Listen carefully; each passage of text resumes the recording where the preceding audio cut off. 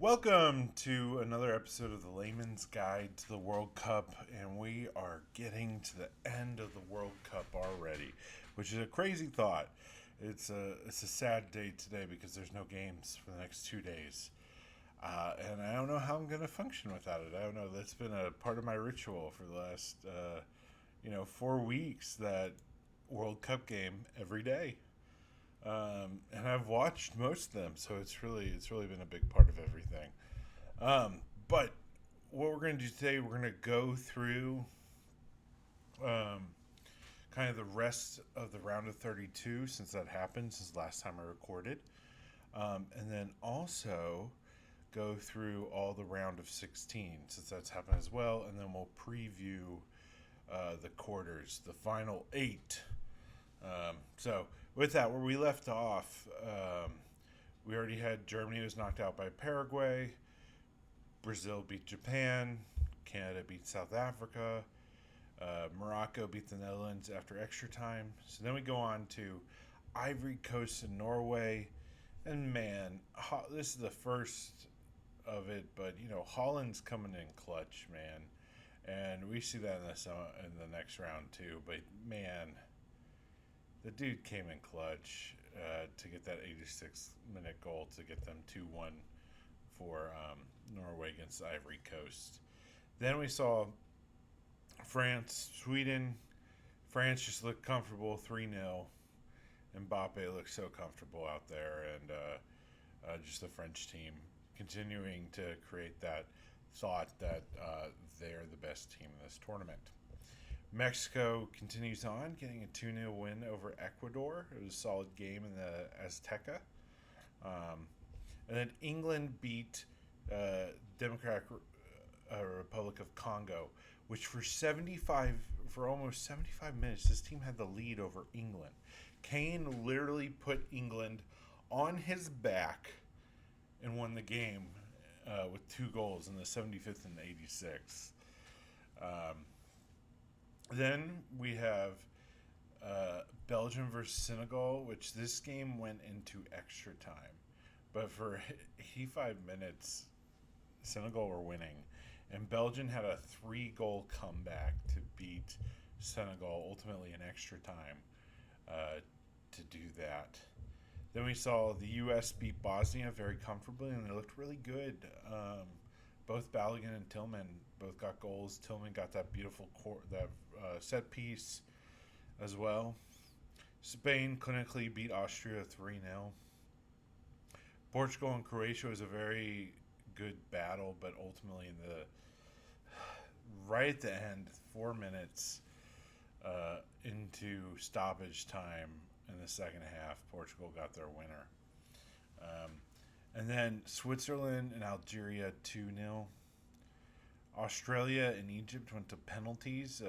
Egypt were clinical and got all 4 of their penalties scored.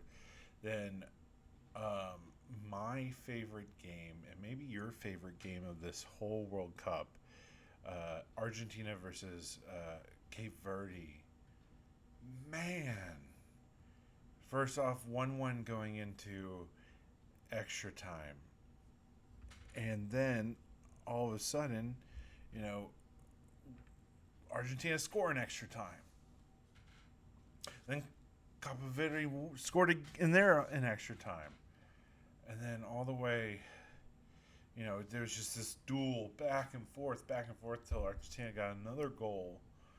And they ended up winning 3-2. But it was like this Cinderella story and this duel of going back and forth. And like, Cape Verde made us believe that they could win. I thought they could pull it off. I thought they could at least push Argentina to penalties. They really allowed us to believe in them. And that's what this World Cup is all about. It's awesome. Then Colombia beat Ghana 1-0. It was a very defensive match. So that pushes us on to the round of 16. And Canada got shown and put in their place by Morocco, winning 3-0. Wow. I didn't see that coming, like Canada being that clinically destroyed. Then we saw Paraguay and France, and man, Paraguay, they played dirty. Just, just kicking people and just playing around and just everything. Because France only got 1-0. They they shut down things not in a good way tactically. It was just ugly soccer. But ultimately, France won 1-0. Then we go on to Norway Brazil, which was such a fun game. You know, Norway won 2-1, and it was all Holland. It was the Holland show. It showed why he comes in clutch and makes things happen. And Neymar got his consolation goal in the 90th minute with plus 10 on stoppage for a penalty. Yeah. Now, if Cape Verde and Argentina is my favorite game, this may be my second favorite, and that's England Mexico. And man, you know, Jude Bellingham was in 2 minute succession, 36 and 38, got his goals. And then right before the half, 42nd, Mexico got a goal, so there can be some belief there. Kane ends up getting a penalty in the 60th, so it's 3-1 at this point. But in the 69th, Raul Jimenez gets a penalty, and so it goes up 2-3. And just the rest, the next 30 minutes, Mexico is just fighting and fighting and fighting. Ultimately, they did not succeed, but it was just like a beautiful game of this Mexico not, you know, fighting against these giants. Then we saw Portugal and Spain. Didn't get a goal till the 90th minute with Spain getting it. Then we have the United States and Belgium, which this game really depresses me. I'm not going to go too much into it right now. Post World Cup, I want to do kind of an autopsy of the U.S.'s run.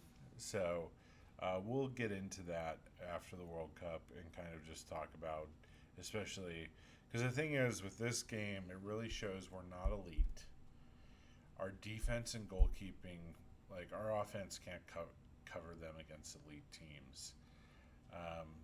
Tim Ream's got to go. This was kind of what we predicted a little bit when Ben and I did the video of like, it really just feels like Pochettino's tactics are one-dimensional in the moment when they start falling apart. He just kind of threw everything at the kitchen sink and really didn't have a plan. The other thing is, like, we made so many mistakes. That's what most of our goals were that Belgium scored were off mistakes. Do have to shout out to Tillman, though. The man played a wonderful game. And I'm happy that he wears the badge. So we'll talk about it more later. Then we got Argentina, Egypt, and this is like the clinical game that kind of shows the conspiracy theories about FIFA rigging things for Messi. This game's kind of the definition of it.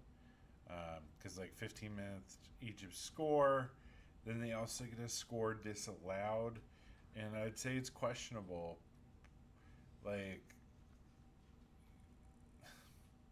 they score like 15 seconds after a foul. Like, it's not like instantly. You had time to call it, but you don't call it till the goal's scored. And you VAR it. I don't know. It seems a little scummy. So Egypt ultimately scores in the 67th. But then Argentina scores 79th, 83rd, 90th. And it just, I don't know. This game just gives, I don't know.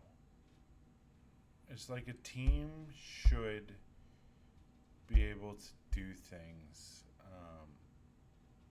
by their own skill and merit, not by FIFA helping them out. It's so stupid. Then we go in Switzerland and Colombia, which goes all the way to penalties, which is our, you know, when you think about it, we have only had 4 penalties in the World Cup at this point, like penalty shootouts.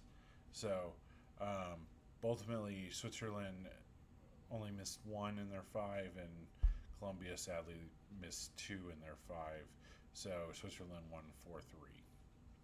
So we have our quarters, which these are all going to be wonderful matches.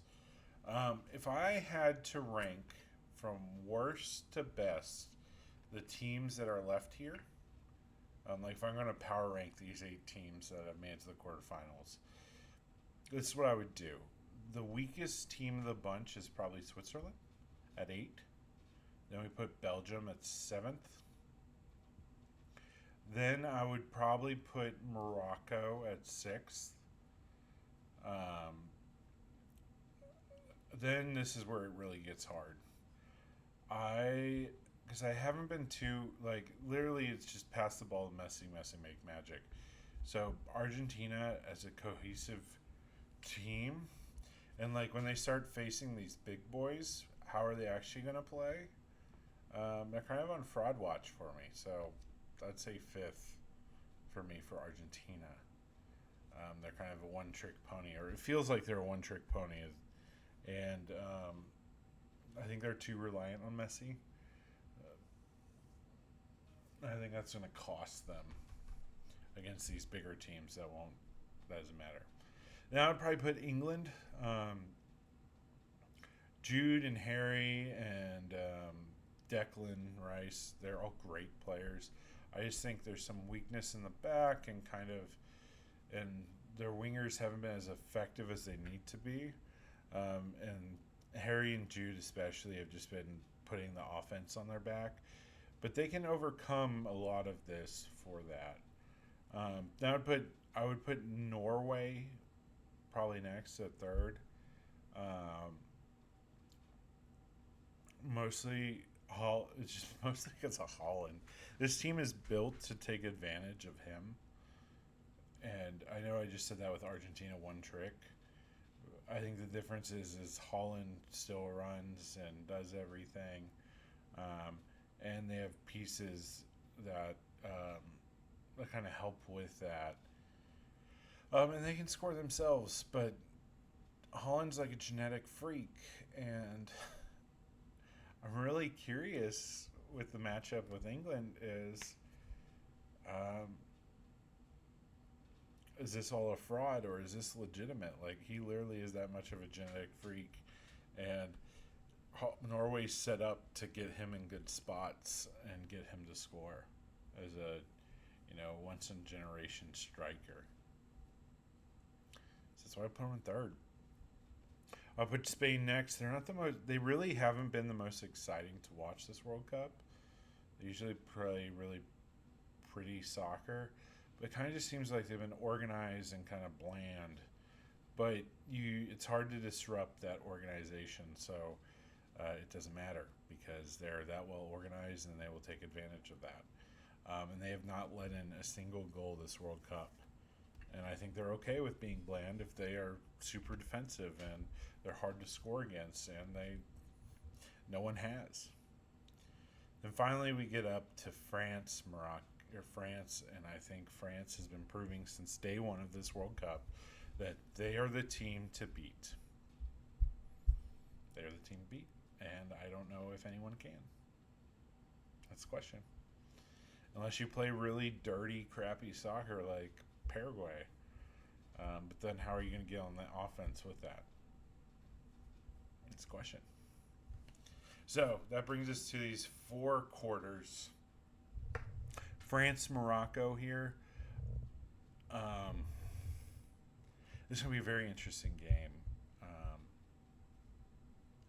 And it's really going to be about, can Morocco somehow stop that front 3 of Elise, Dembele, and Mbappe? That's going to be the answer for all these teams, is can they stop them? And at the same time, can Morocco be clinical when they do have their chances? I don't think they'll have a lot of chances against France, because France is solid from the front to the back. So can they take advantage with their speed, their pace on the counter, and take advantage and don't waste opportunities? That's what I think is going to be the determining factor for Morocco to make more of this game is can they be definitive or decisive is probably a better word. But ultimately, I would give this to France. I think they're the team that has impressed me the most consistent team in this World Cup, and I don't know who can stop them. Then we have Spain, Belgium. I think after really watching Belgium against the U.S., I think Belgium has a lot of tools. Um, the only question is, can they break through? That the Spanish midfield is so solid, and that's where I think the battle's going to be in this game. Um, and if the whoever's in midfield can win and get passes up to the offense, that's going to be the determining factor on who wins this game. Is Belgium up to the fight? I know they got to rest Kevin De Bruyne against the United States, so do they start him here? I think they need someone like that for passing and his range to, do well against the Spanish team. That's defense is or midfield is really strong. Um, with the sake of like Pedri and Gavi, along with Olmo and a couple others, they're a very strong force. But ultimately, I think Belgium just don't have enough pieces, specifically the striker position. I mean, Roman Lukaku looks like he hasn't lost a day when it comes to ability. Speed, on the other hand, is where he's lost a lot of it. So that's what brings that into question, and whether or not he can make it happen. But ultimately, I think Spain will win this one. Then we have Norway and England, which I think is going to be the most exciting game of the four. Because I think this is the most evenly matched, even though I put them at two different spots and decided which one is better than the other. Because England, Norway, Holland, and Odegaard, the two mechanisms of this Norwegian team, play against all of these English players week in and week out in the Premier League. So these people know Holland. Some of them are teammates of Holland. Some of them are teammates of Odegaard. And so these guys are going to be the most familiar out of any team when it comes to them. Because they've been playing with these guys for years, or playing against these guys for years. So will that be enough to kind of unlock? And it'll be a duel of really Kane and Holland. Who's going to make magic happen for their teams? And the duel of Jude and Odegaard in the midfield. I think if Declan Rice and Jude Bellingham can kind of, along with Elliot Anderson, if in the English midfield, if they can control the pace of the game, I think that will lock Norway out, and that'll be their opportunity to win. At the same time, I've seen it so far against Brazil and Ivory Coast. Holland can just make something out of nothing and just exploit defenses. So that's the question. That really is the question: who's going to pull it off? And I'm going to go with my heart on this one instead of my brain, and I'm going Norway for this one. They are kind of becoming my adopted team. Y'all know how I've been gushing over them since the beginning. So I am going with Norway as my new adopted team since the U.S. is out of the World Cup. So I think I'm going to be riding that horse to the end. Argentina, Switzerland. This is probably the weakest matchup of the quarters. Switzerland are a very organized team, and Xhaka in the midfield, their captain, runs a very tight ship. So, but I think the messy magic is going to happen.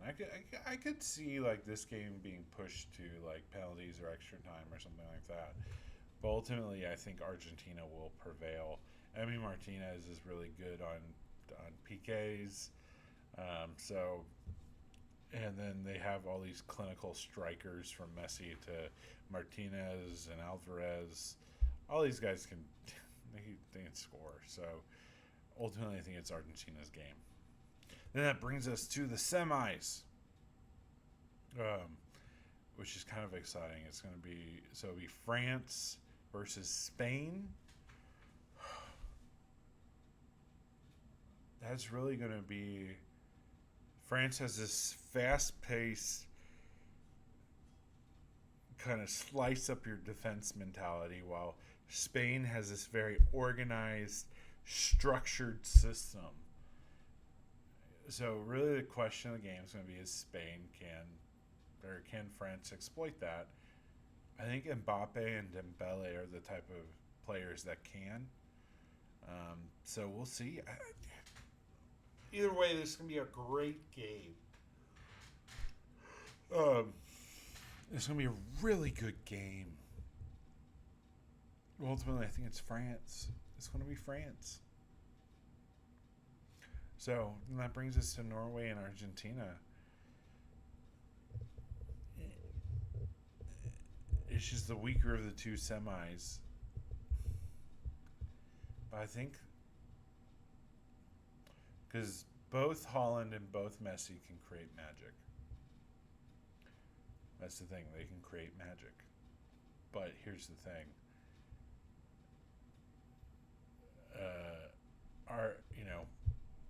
Messi walks around the field and Holland runs like a freight train. So if Messi scores and then they need to come with a goal for Norway, you have a guy like Holland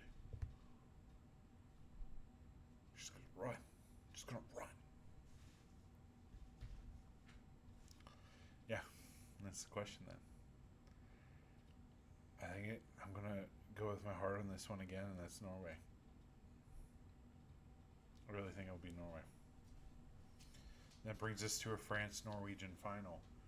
And I think ultimately